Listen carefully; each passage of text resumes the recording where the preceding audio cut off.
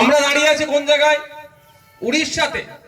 বাংলা ভাষায় কথা বলছি বলে সেখানে যারা ফেরি করতে গিয়েছে তাদেরকে পিটিয়ে সেখান থেকে বাড়ি পাঠিয়ে দিচ্ছে। আমরা কোন জায়গায় দাঁড়িয়ে আছি? হরিয়ানাতে। সেখানে কি ওই আমাদের এলাকায় দেখবেন ওই ইট আপনার টিন ভাঙা, লোহা ভাঙা এইসব বিক্রি নেওয়ার জন্য আসে না মানুষজন। সেই কাজে ও হরিয়ানায় ছিল। তাকে নয় শুধু, তার সাথে মেদিনীপুরের আরো কয়েকজন ছিল, সরি উড়িষ্যার অসমের কয়েকজন ছিল। পিটিয়ে একে হত্যা করে বাড়ি পাঠিয়ে দিল। মানে কোন জায়গায় আমরা দাঁড়িয়ে আছি একটু ভাবতে হবে। এত ঘটনা ঘটছে।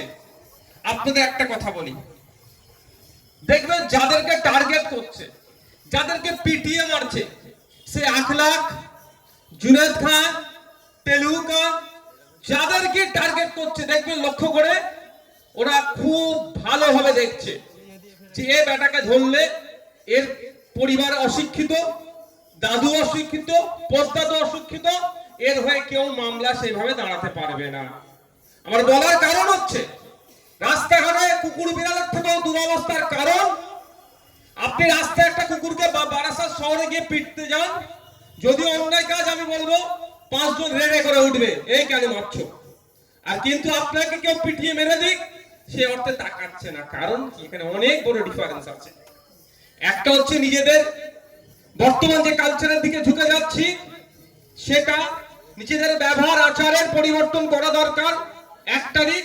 আর একটা গুরুত্বপূর্ণ দিক হচ্ছে শিক্ষা না থাকার জন্য এত যে মব লিঞ্চিং হচ্ছে, এত যে পিটিয়ে মারছে, এত যে খুন করছে, এত হিংসা ছড়াচ্ছে, কাদেরকে টার্গেট করছে? যারা শিক্ষায় কম। আপনি চলে যান এতে। আমি ওদের বাড়ি গিয়েছিলাম, জায়গাটার নাম কি? হরিয়ানাতে। হরিয়ানায় আমাদের যে পরিযায়ী শ্রমিক সাবিরের বাড়ি গিয়েছিলাম, বাসন্তী। ওটা বাসন্তীতে বাড়ি, মিনাখাতো বাড়ি, দুটো জায়গায় আছে। এক জায়গায় জন্মগ্রহণ করেছে, এক জায়গায় বেড়ে উঠেছে। আমি বাসন্তীতে গিয়েছিলাম, জিজ্ঞাসা করছি পোস্টমর্টম রিপোর্ট কোথায়। বাপ বেটাই একে অপরের দিকে তাকাচ্ছে।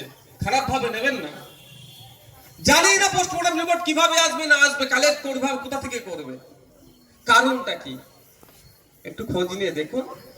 শিক্ষায় অনেকটা পিছিয়ে, আর এইগুলো কি টার্গেট করছে। আর এটা নতুন কোনো ষড়যন্ত্র নয়, ব্রিটিশ পিরিয়ড থেকে এই ষড়যন্ত্রটা হয়ে আসছে। যেখানে মুসলমানরা বেশি বসবাস করে, যেখানে দলিতরা বেশি বসবাস করে, যেখানে আদিবাসীরা বেশি বসবাস করে, অর্থাৎ পিছড়ে বর্গের মানুষজন যেখানে বেশি বসবাস করে, সেই সমস্ত এলাকাগুলোকে কি করছে? শিক্ষা থেকে দূরে সরিয়ে দেওয়ার চেষ্টা করছে। কিভাবে শিক্ষা থেকে দূরে সরিয়ে দেবে? আপনাদের এখানে যে আমডাঙ্গা কেন্দ্রীয় সিদ্দিকিয়া হামিদিয়া রাহানা সিনিয়র মাদ্রাসা আছে, ওটা কি তুলে নিয়ে চলে যাবে? স্বাভাবিকভাবে যদি তুলে নিয়ে চলে যেতে চাই আপনারা আটকাবেন তো? আরে ভাই বলুন না, আটকাবেন, তুলবে না। কি করছে? শুধু এই রাহানা মাদ্রাসা নয়, সারা পশ্চিম বাংলার 614টা মাদ্রাসার কথা বলছি। দিদিমণি ক্ষমতায় আসার আগে বলেছিল 10,000 মাদ্রাসা দেব।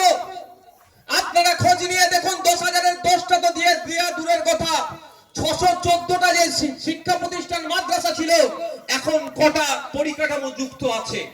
পরিকাঠামো যুক্ত মানে এই নয় নীল সাদা রং করে দিল, হোস্টেল বড় বানিয়ে দিল, এটা পরিকাঠামো নয়। সামগ্রিক পরিকাঠামো, শিক্ষাদানের পরিবেশ, অর্থাৎ শিক্ষক কত আছে, ছাত্র কত আছে, এই রেশিও মেইনটেইন হচ্ছে কি হচ্ছে না খোঁজ নিয়ে দেখবেন। 614টা মাদ্রাসাতে প্রায় 10,000-এর উপরে শূন্য পদ আছে। অর্থাৎ এই শিক্ষা প্রতিষ্ঠানগুলোতে শিক্ষক না নিয়োগ করে এই শিক্ষা প্রতিষ্ঠানগুলোকে ধ্বংস করে দাও। শিক্ষা প্রতিষ্ঠানগুলোকে ধ্বংস করে দিলেই এরা কোথায় যাবে? কিছু হলেই ছুটে যাবে দাদা দিদির কাছে। নিজেদের আর ভালো খারাপের বিবেচনার জ্ঞান থাকবে না। তাই বন্ধুগণ যারা উপস্থিত হয়েছে, আমি আবারও বলছি, যদি আগামী 22 তারিখ রবিবারে ইন্ডিয়ান সেকুলার ফ্রন্ট মনোনীত প্রার্থী যারা আছেন এখানে, আমাদের সিরিয়াল নাম্বার হচ্ছে ছেলেদের 5, 6, 7, 8, 10, আর মহিলা প্রার্থী হিসাবে আমাদের 2 নম্বরে আছে। 5 নম্বরে মোহাম্মদ ফারুকউদ্দিন মন্ডল সাহেব আছেন। ফারুকউদ্দিন মন্ডল সাহেব এখানে চলে আসুন। 7 নম্বরে 6 নম্বরে আছে নূর হোসেন মন্ডল, 7 নম্বরে আছে হাবিবুর রহমান আকুঞ্জি, 8 নম্বরে আছে শাহিদুল ইসলাম, 10 নম্বরে আছে মোহাম্মদ আব্দুল আজিম, এবং মহিলাদের যে রিজার্ভ সিটের মধ্যে আমরা 2 নম্বর পেয়েছি সারিকা পারভিন বিবি। আপনাদের কাছে অনুরোধ করব, আপনারা যদি চান এই শিক্ষা প্রতিষ্ঠানের শিক্ষার পরিকাঠামো ফিরিয়ে আসুক, ওই নীল সাদা রং করে দিলে হবে না। সকালে স্কুলে বাচ্চারা যাচ্ছে, বিকালে ফিরে আসছে, মিড ডে মিল খেতে খেতে হই হই করছে, ওটা হবে না। যদি বিশ্বাস না হয় হই হই করছে, আজকে এখানে যারা অভিভাবক আছে বাড়ি ফিরে যাবেন, আপনার বাড়ির 7-8 এর ছেলেটাকে ডাকবেন। যদি আমার কথা ভরসা না হয়, আমার কথা যদি মিথ্যা হয়, তাহলে আমাদের এই 5 থেকে 5, 6, 7, 8, 10 এবং মহিলাদের ক্ষেত্রে 2 এই সিম্বলে আপনারা ভোট দেবেন না। আপনারা যারা গার্জিয়ানরা এসেছেন বাড়ি যাবেন, গিয়ে 5, 6, 7, 8 এর ছেলেগুলোকে ডাকবেন, ইংলিশ বইটা খুলে দেবেন, অঙ্কের বইটা খুলে দেবেন, অঙ্ক দিয়ে বলবেন একটু অঙ্কটা করতো, ইংলিশ দিয়ে বলবেন একটা প্যারাগ্রাফ পড়তো।